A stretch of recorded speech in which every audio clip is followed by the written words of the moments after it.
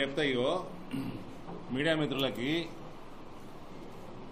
ఈయన ఏదో సెన్సస్ చేసిండు ఓ పిచ్చోడు రాహుల్ గాంధీ అన్నట ఈయన చేసిండు నేను చెప్తున్నా సెన్సస్ చేయి ఇప్పుడు లక్ష్మణ్ గారు మాట్లాడుతూ ముస్లింలకి రిజర్వేషన్లు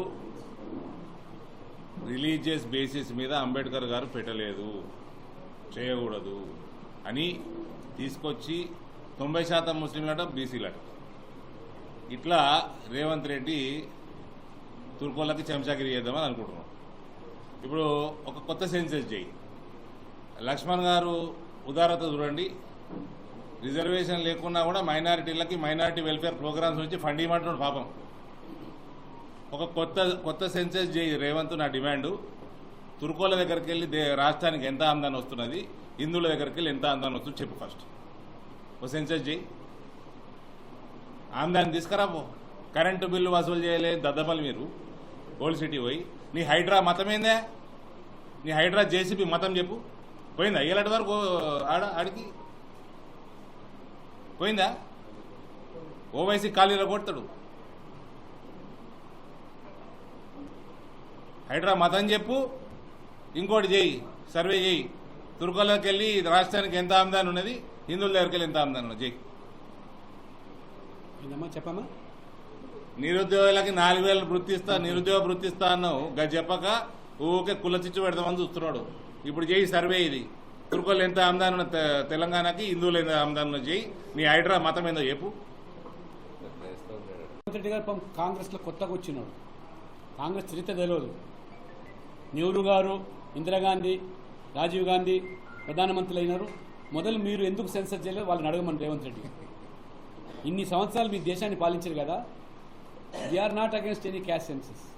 కానీ ఇది ఒక సైంటిఫిక్ మెథడ్లో, ఒక శాస్త్రీయ పద్ధతిలో పూర్తి అధ్యయనం జరగాలి.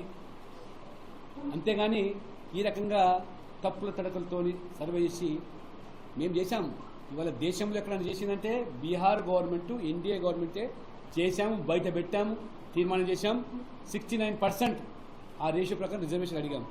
అన్ఫార్చునేట్ కోర్టు కొట్టేసి మా చిత్తశుద్ధి. కాబట్టి we're not against any census, caste census. సమయం రావాలా, అధ్యయనం జరగాల, శాస్త్రీయ పద్ధతులు జరగాలి. అప్పుడు దాని మీద we are not against.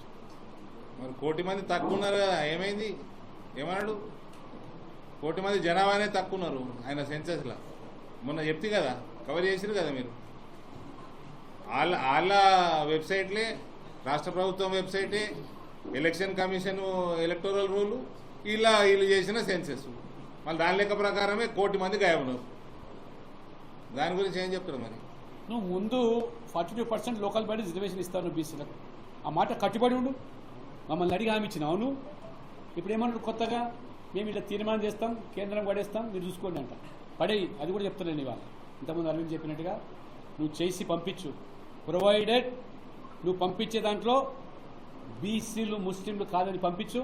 Will see that మేము సెంట్రల్ దాన్ని ఏ రకంగా చేయాలి. 10% ముస్లింలు బీసీలను పెట్టావో అది తీసేసి తీర్మానం చేసి చట్టం చేయి. మేము తప్పకుండా ప్రయత్నం చేస్తాం. 10% వచ్చి అప్పనంగా వాళ్ళకి హైదరాబాద్లో 150 మున్సిపల్ డివిజన్స్, గ్రేటర్ హైదరాబాద్. బీసీలకు 50 డివిజన్లు. 50 డివిజన్లలో ఈ బీసీ ముసుగులో ఈ మజ్లిస్ వాళ్ళు జర్రి 50లో 38 మంది వాళ్ళు గెలిస్తే 12 మంది అసలు బీసీలు గెలిచారు. అంటే మీరు ఈ రకంగా మున్సిపాలిటీలో, పంచాయతీలో, జిల్లా పరిషత్తులో అంటే బీసీలు అన్నీ కూడా వాళ్ళకు అప్పచెప్పడానికి పడుతున్న కుట్రను వాళ్ళ భగ్నం చేయడానికి బీజేపీ మాత్రమే ఉంది. మిగతా అందరూ కూడా తొత్తులే. ఓట్ల కోసం వాళ్ళు జీవుతున్నట్టు కానీ బీసీలకు న్యాయం చేయటం కాదు.